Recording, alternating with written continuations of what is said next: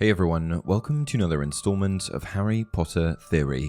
In today's video, we're once again going to be discussing wizarding wealth. It's a hot topic, people want to talk about it. Why is Harry so rich? Why do the Lestranges have a vault full of gold?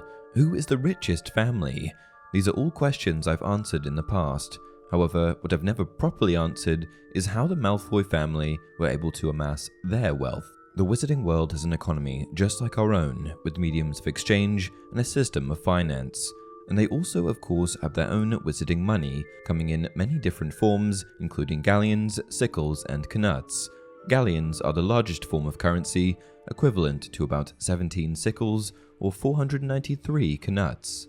According to the Forbes fictional 15, which takes speculation to the next level when it ranks the net worth of all different sorts of fictional characters, Lucius Malfoy is worth an astonishing 1.3 billion USD, or 943,542,000 pounds. If we convert that into Muggle currency, that gives us a figure of approximately 188,708,000 galleons. Not bad, Lucius. Astonishingly, the Malfoys are not the richest family in the wizarding world, but they're certainly up there, probably top 3. When we think of the Malfoy family lineage, certain words come to most people's minds, but these words scarcely hold a positive connotation. Usually, when someone says Malfoy, you might think bigot or prejudiced, but that's a reputation that was earned through centuries of intolerance. In fact, the name Malfoy comes from Old French and literally means bad faith. These are characteristics almost ingrained in their bloodline, and it wasn't until really Draco that this intolerance began to waver somewhat. Historically, they are a wealthy family of morally crooked witches and wizards that will whimper when caught red-handed and gloat when in a position of power. So how did this family acquire their immense level of wealth? Well, I'm about to air their dirty, dark secret. They're rich exclusively because of Muggles. Per Pottermore, like many other progenitors of noble English families, the wizard Armand Malfoy arrived in Britain with William the Conqueror as part of the invading Norman army.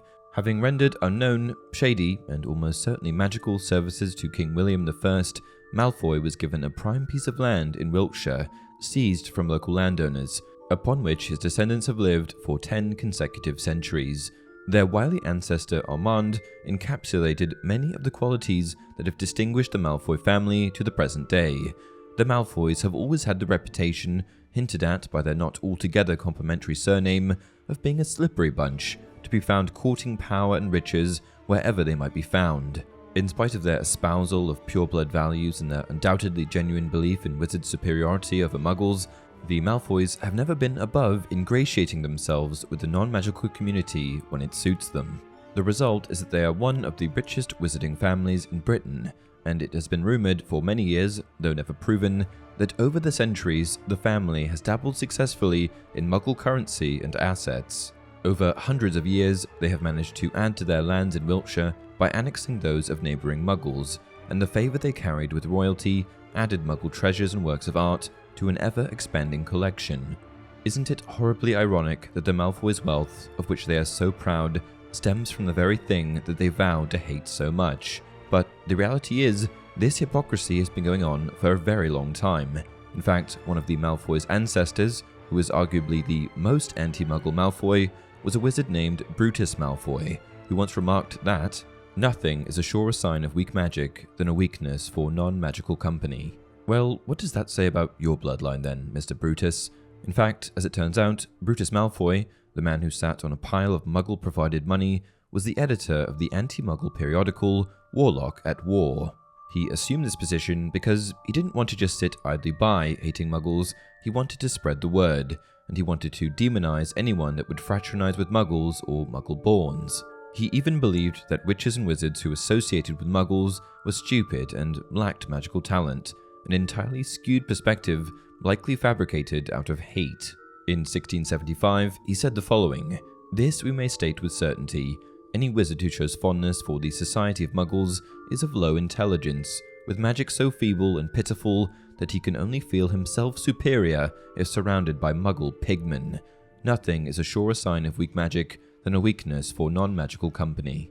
However, with all of that said, the Malfoys have always drawn one line in the sand when it comes to fraternizing with Muggles, and that line of course pertains to their level of wealth.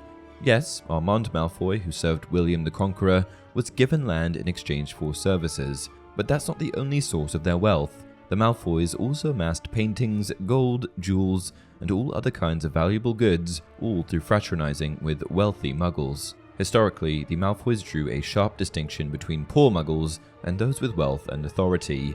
Until the imposition of the statute of secrecy in 1692, the Malfoy family was active within high-born Muggle circles, and it is said that their fervent opposition to the imposition of the statute was due, in part, to the fact that they would have to withdraw from this enjoyable sphere of social life. Though hotly denied by subsequent generations, there is ample evidence to suggest that the first Lucius Malfoy was an unsuccessful aspirant to the hand of Elizabeth I, and some wizarding historians allege that the Queen's subsequent opposition to marriage was due to a jinx placed upon her by the thwarted Malfoy. Yeah, you heard that right. The Malfoys were in opposition to the statute of secrecy because it threatened their lifestyle. However, this fact certainly didn't mean that they wouldn't later pivot on their position entirely, later vocalizing a fervent stance supporting the divide of the two worlds. With that healthy degree of self-preservation that has characterized most of their actions over the centuries, once the statute of secrecy had passed into law, the Malfoys ceased fraternizing with Muggles, however well born, and accepted that further opposition and protests could only distance them from the new heart of power, the newly created Ministry of Magic. They performed an abrupt volte-face and became as vocally supportive of the statute as any of those who had championed it from the beginning, hastening to deny that they had ever been on speaking or marrying terms with Muggles. In typical Malfoy fashion, the family tucked their tails between their legs and, upon recognizing that the statute was going to be introduced, whether they liked it or not, quite openly changed their perspective on the whole thing. This type of behavior is consistent with the Malfoys and reminds me of, Lucius, who was a devout Death Eater when Voldemort was standing next to him, but would switch sides in a heartbeat if he recognized the chance of Voldemort's downfall. Over time, without the supply of jewels and goods that previously came from Muggles, the contempt toward them eventually became genuine. And there you have it, the massively hypocritical truth regarding the Malfoys and the reason for their immense wealth. I'm sure if you asked Lucius or Draco about how the family amassed their fortune, they'd give you a very different answer. But this is the truth. And that's it for this video. If you enjoyed the content, please like the video, subscribe to the channel, and leave a comment down below. Until next time, it does not do to dwell on dreams, but forget to live.